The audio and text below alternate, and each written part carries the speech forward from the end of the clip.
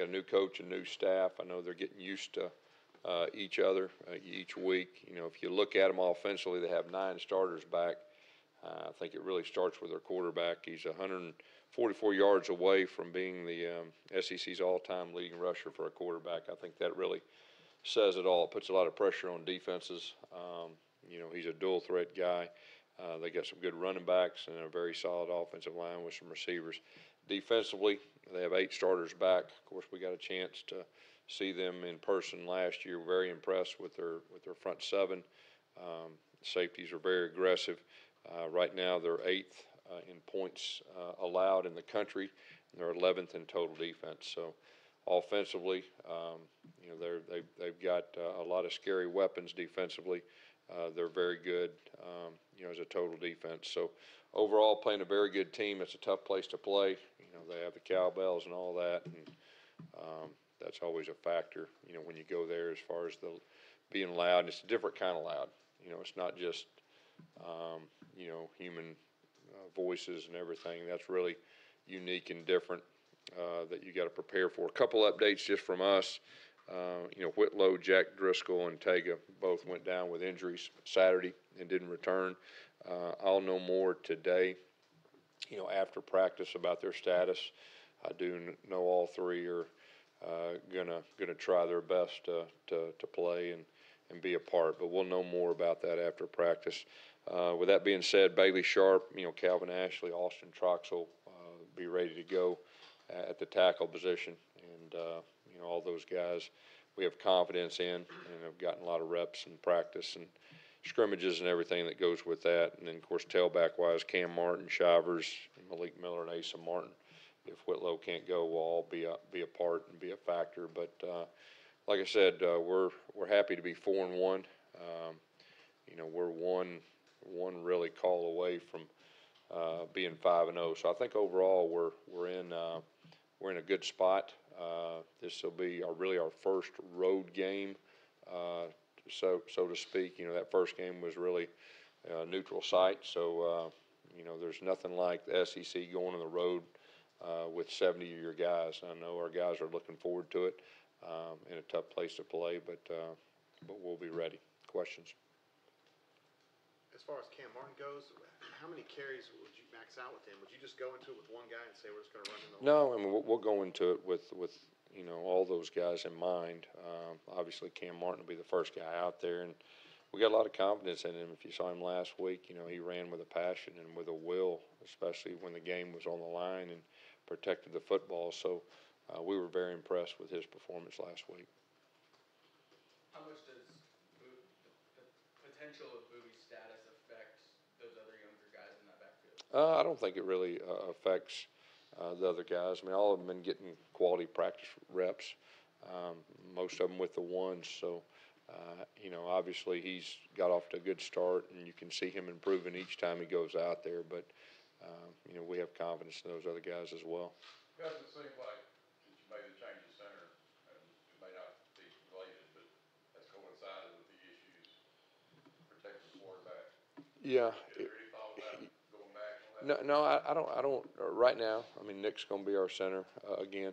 I think more than anything is the cadence. You know, we had 4 false starts, which is obviously unacceptable, but you know, that's what you worry and are concerned about more than anything, especially going on the road. So we're going to have to do a really good job with the crowd noise and everything as far as our preparation.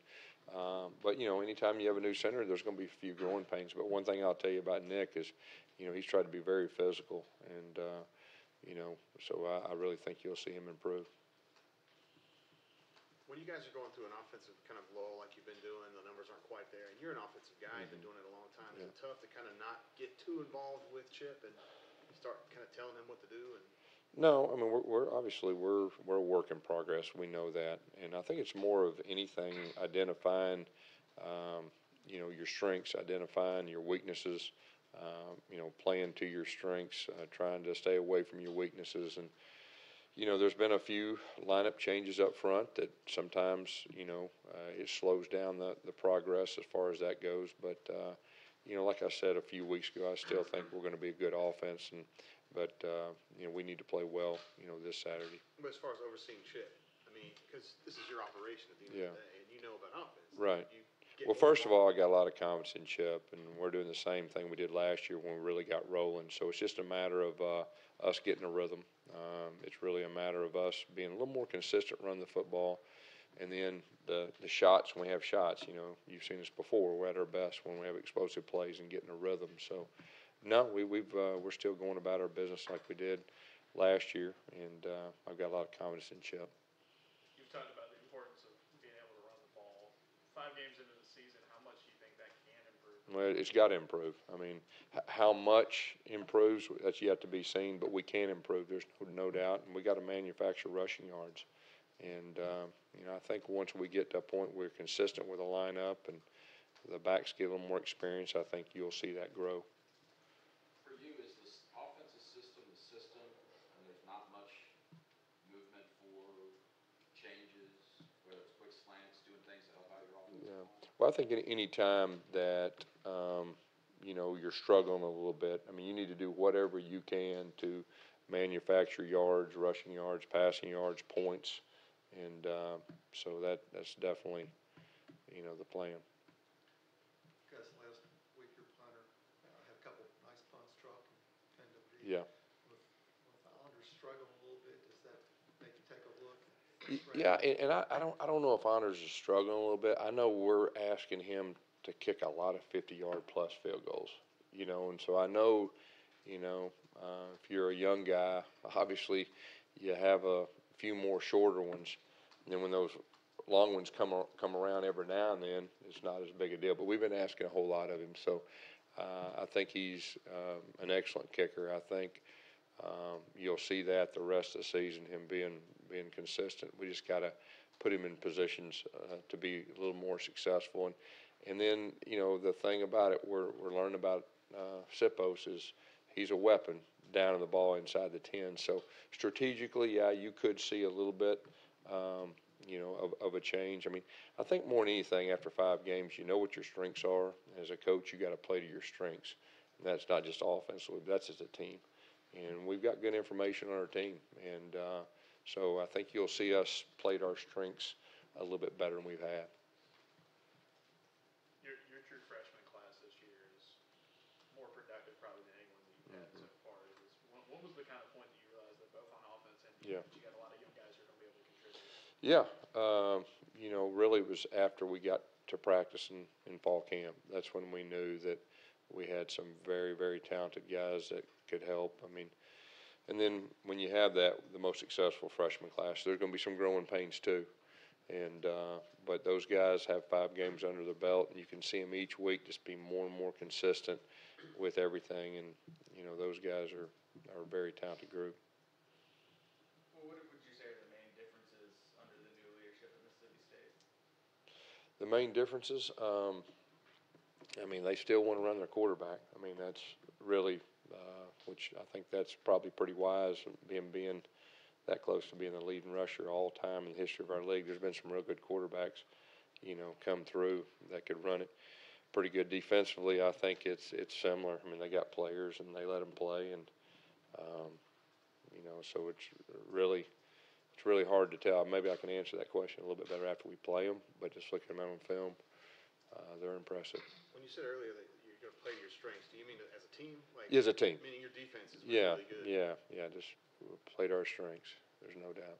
You modify how you do things on offense to help. Well, I think when you play to your strengths, you got to keep everything in mind, whether it's offense, defense, special teams, and just do, everything you can as a head coach to help your team win.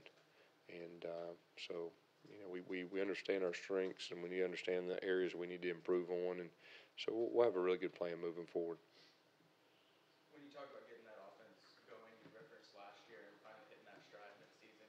What happened last year that you feel like you can apply to this season? Yeah, I think more last year it was more of just figuring out the identity and the strengths that we had and playing to those strengths. And this year, just a little bit different, maybe because of inexperience, but we still understand pretty much what we have and what we need to play to. So, like I said, I think more than anything, it's probably just the consistency, manufacturing some rushing yards, and staying away from the negative plays. We do know that we're not real strong when we're behind the chains. I think that's kind of a common sense thing that any average fan could see.